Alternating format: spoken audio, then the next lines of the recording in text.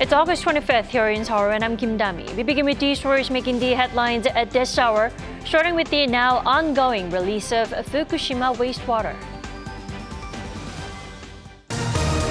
Around 460 tons of wastewater, double yesterday's amount, will be released into the Pacific Ocean today.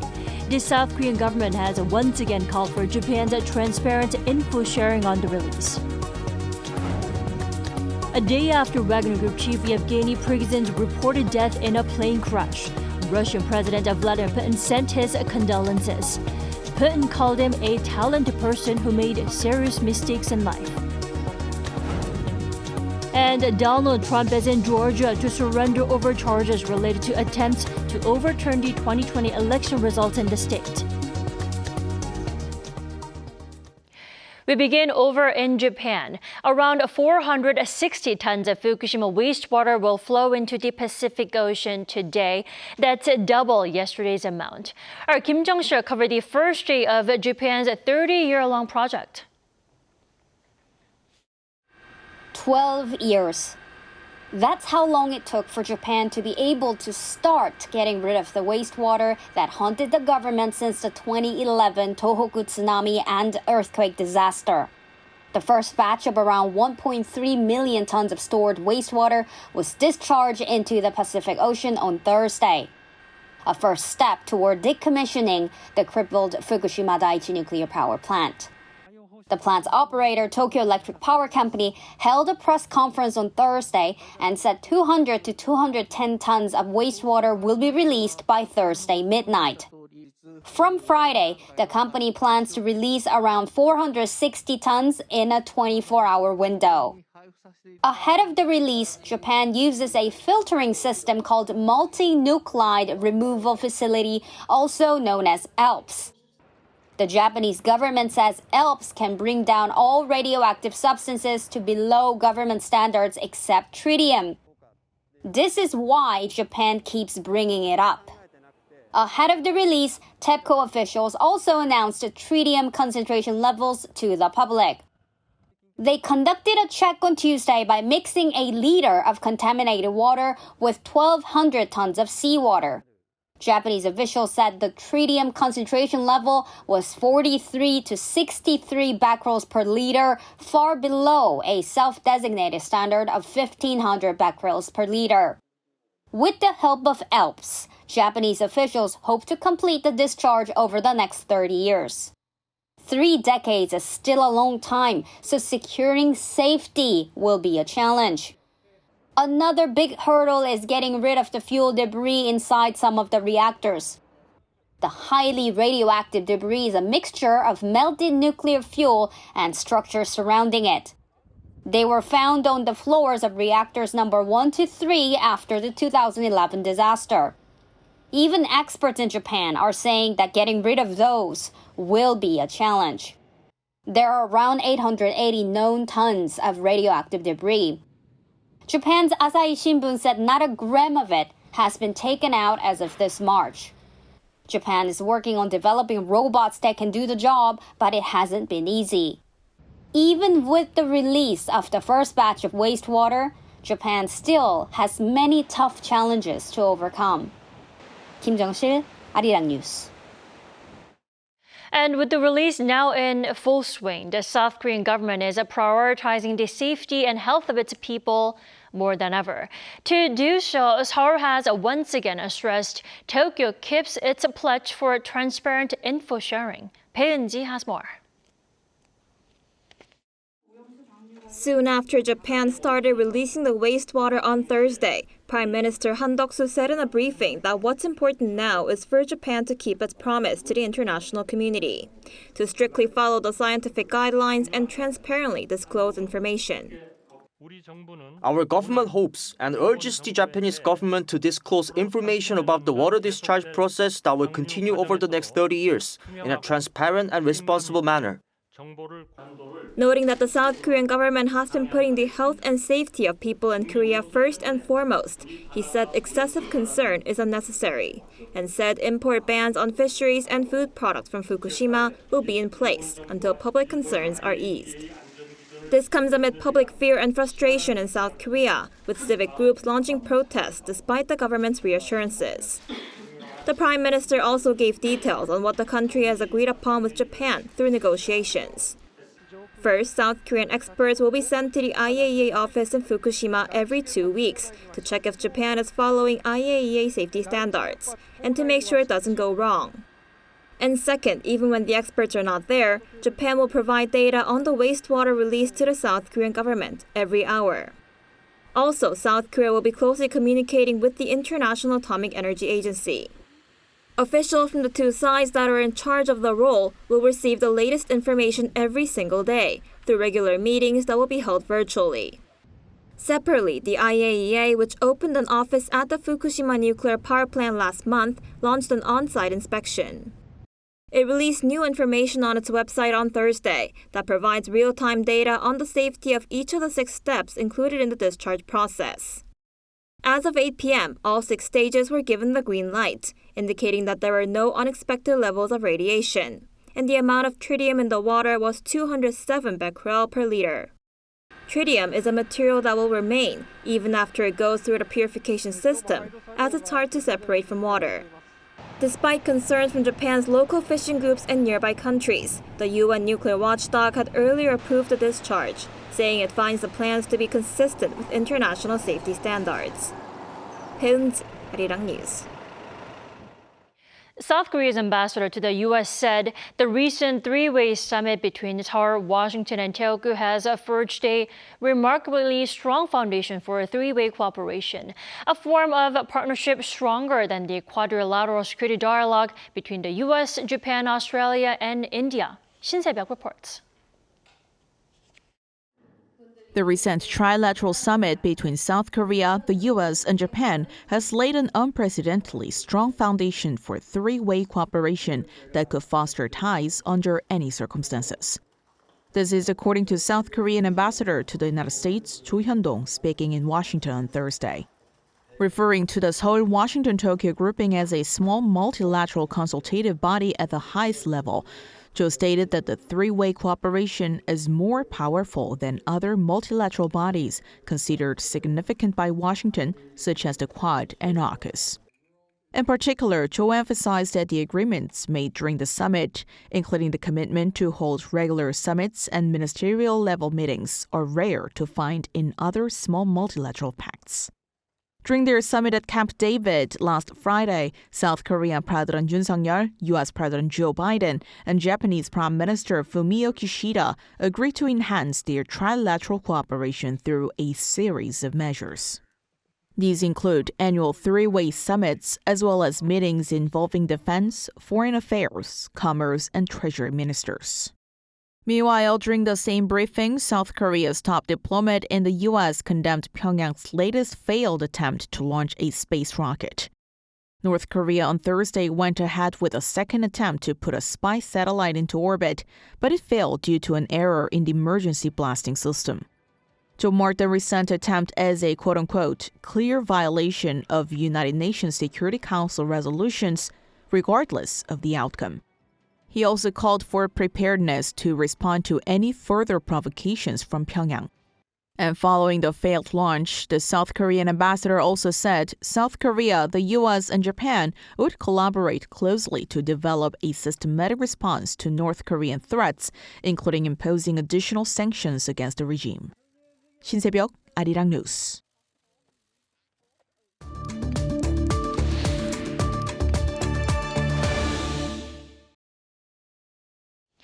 Tremors in China's property sector are shaking the heart of the country's economy. How bad off is China's real estate sector? Bad enough to be a huge blow to the global economy?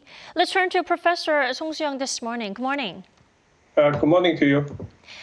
Professor, how bad would you say the situation is at the moment? Because the real estate sector in China does account for a huge proportion of the country's economy, right? Yeah. Actually, almost 30% of China's GDP is consisted with the real estate. But this real estate includes not only the residential apartments, buildings, as well as some infrastructure. So recently, we have seen that bad news about some country garden real estate companies filed for Chapter 15, and Hangzhou, which has declared in 2021 some kind of delinquency of the payment of the interest payment for the bondholders.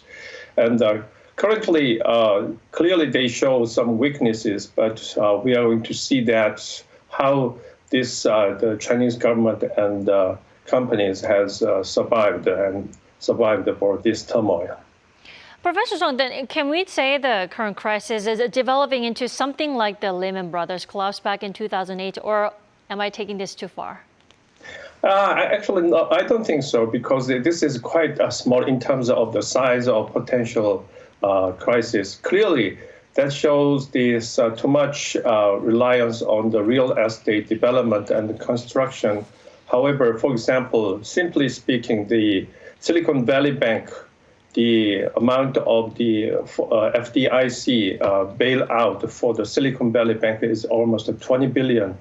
And according to some report and analysis, that this crisis may amount to just $7.6 billion. So to that regard, this is what we have to be careful about.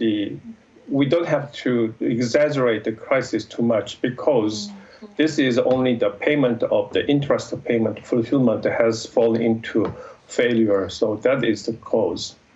Right. Concerns should not be downplayed, but we do have to be careful with the expression of exaggeration, right? All right. Now, earlier on Monday, the People's Bank of Korea cut its one-year loan prime rate by 10 basis points to 3.45%, lowering the rate for the second time already this year. Now, Professor Song, will this help put out the flames in real estate industry there? Currently, the Chinese government debt to GDP is only the 21%, so relatively very low. So which means that fiscal capacity for the Chinese government has been very robust and strong. But Chinese central government do not want to intervene and do not want to step in to bail out, because this is only a real estate sector, and they would like to just contain this issue within the industry. And also they focus on the decreasing the interest rate. And also I think they are going to supply more money supply to the market, to the economy. Therefore, the inflation would be encouraged to come back, because right now the consumption is declining, and some economists are worried about the deflation possibility. So that is of concern. But until now, the Chinese central government do not step in.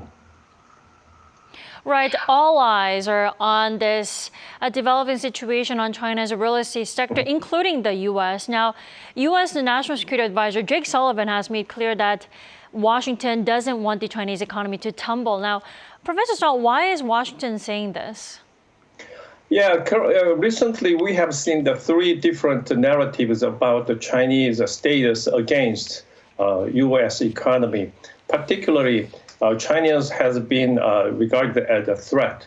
And now China, the U.S. and some people are beginning to concern about the China's status of the economy.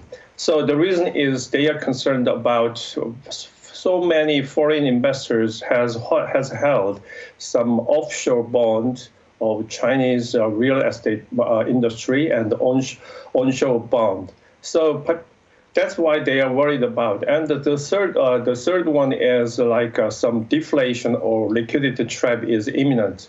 But right now, clearly there is some consumption declining, and the demographic issue is a really problem to overcome for the Chinese government. But however, I believe that the generating of the income is more important, and to eliminate poverty among the Chinese and accomplish equality among the populace in the Chinese populace to make the base and foundation much stronger to live from for the further development of the economy.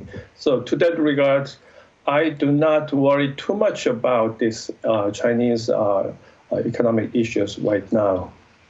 All right, Professor Song, thank you so much for your thorough analysis this morning. We appreciate it as always. Okay, thank you.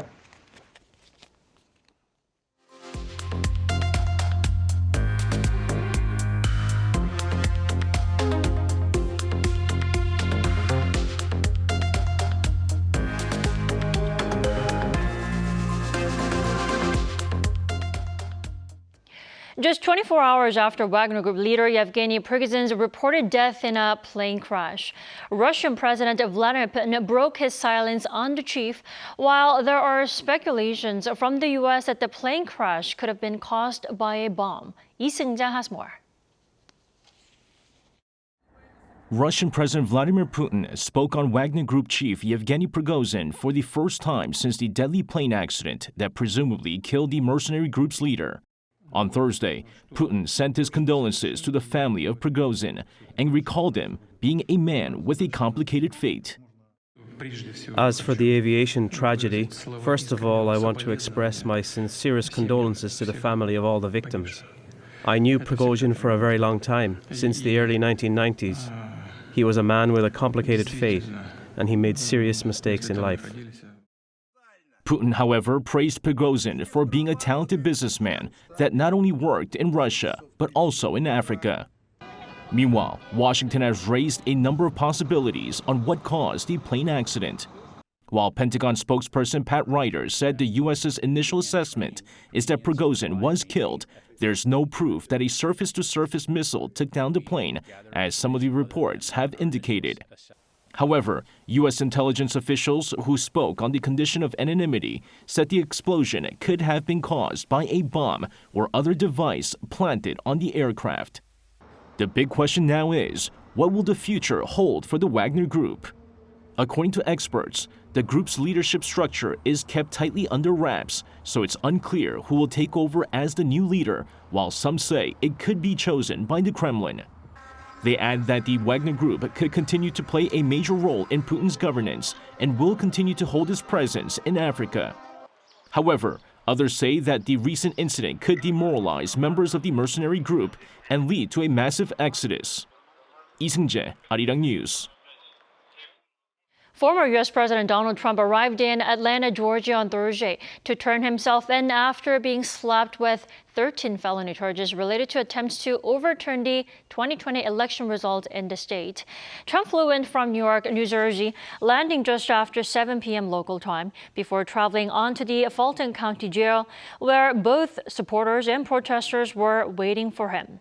He surrendered at the facility around 30 minutes after arrival to be fingerprinted and have his mugshot taken. A number of his co-defendants, including former New York City Mayor Rudy Giuliani, have already been processed, while others have until Friday to surrender. Hopes and excitement are high as we are just less than a month away from the Hangzhou Asian Games, taking place in China after a one-year pandemic delay. Team Korea says they are ready more than ever. Our Song Yujin has this story.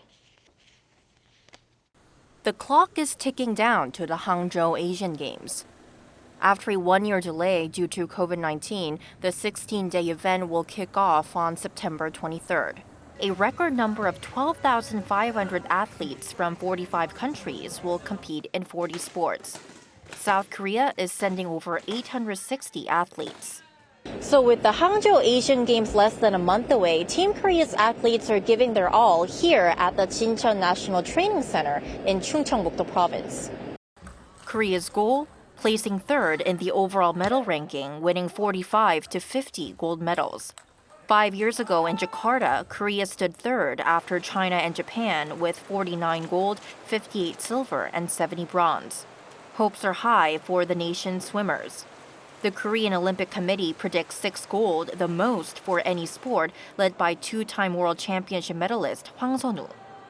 Also in the spotlight is Kim Woo-min, who ranked 5th in the men's 400-meter freestyle and was the fastest Asian in the 800 meters at last month's World Championships in Fukuoka.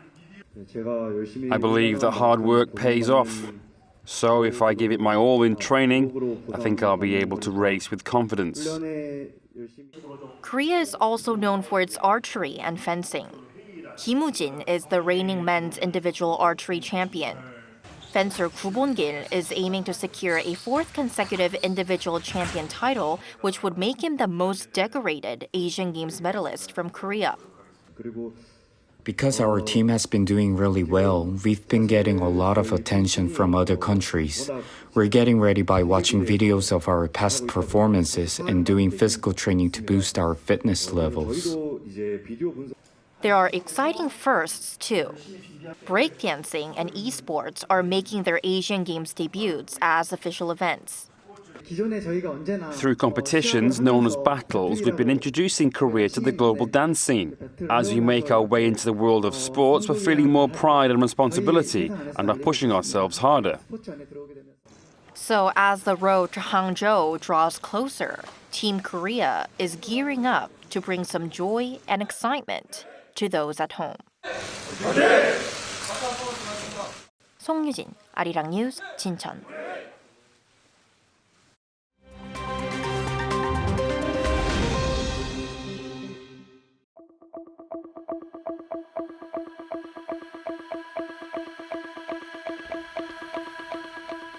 Good morning, I'm Matthew Ashley, and we now turn over to stories from around the world. We begin in the United States, where at least 3 people have been killed in a shooting at a biker bar. Another 6 have been wounded, with 2 in critical condition. Now, the shooting occurred in Trabuco Canyon in Southern California on Wednesday local time. Authorities say the gunman was killed in a standoff with the police and that they recovered 2 handguns and a shotgun. The gunman was identified as 59-year-old retired police officer John Snowling. He was reportedly targeting his wife. She is among those shot and is receiving emergency care. The shooting started during a live music show at the bar, attended by roughly 40 people. Now, India's moon rover has taken its first drive on the lunar surface, a day after the country became the first to land near the moon's south pole. Called Pragyan, the Sanskrit word for wisdom, the 26-kilogram 6-wheeled rover departed from the Vikram lander after dust from the landing had settled. The Indian Space Research Organization says the rover will move at a speed of 1 centimeter per second.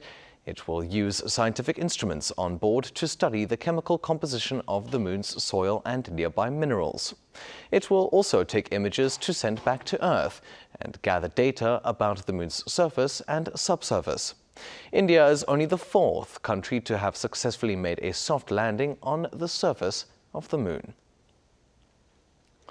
Now, vote counting is underway in Zimbabwe after general elections were extended by a day amid ballot paper shortages. A delay in the delivery of ballot papers forced polling stations in 40 small communities to remain open until Thursday. The Electoral Commission blamed court challenges that reportedly led to a printing delay. This comes amid concerns by human rights groups over government control of the election. On Wednesday, a local election observation center was raided by police. At least 37 people engaged in election monitoring were arrested. The election is a showdown between sitting President Emmerson Mnangagwa and opposition candidate Nelson Chamisa. Mnangagwa is looking for a second term. And finally, one event at the World Athletics Championship in Budapest ended with a surprise marriage proposal. Male Slovakian athlete Dominik Černý proposed to female compatriot Hanna Brzalova on Thursday at the finish line of the 35-kilometer race walk event. Now, the men's and women's walking races were taking place simultaneously. Černý made the proposal as Brzalova crossed the finish line and was met with an exhausted but happy yes. Černý finished his race in 19th place and clinched a personal best time, while Brzalova secured a season best finish in 28th.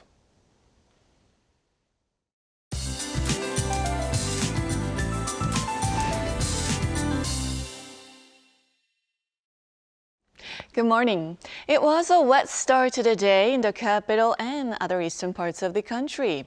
Rain clouds will drop on and off showers through the first half of the day, so please keep an umbrella handy. 5 to 20 millimeters more rain will soak most parts of Korea except on the south coast and Jeju Island. Meanwhile, a heat advisory has been reissued in Daejeon, Gwangju, and parts of Jeollanam-do province. Feels like temperatures will hover around 33 degrees Celsius for certain parts of the country today. In fact, the south will have highs that are 2 to 3 degrees higher than Thursday, and we can look forward to sunnier skies this afternoon. However, Jeollado and Gyeongsang-Namdo provinces are covered with thick fog this morning, so please drive safely. A hot weekend is in the forecast, and another band of rain is in the forecast early next week. That's Korea for you, and here's a look at the international weather conditions.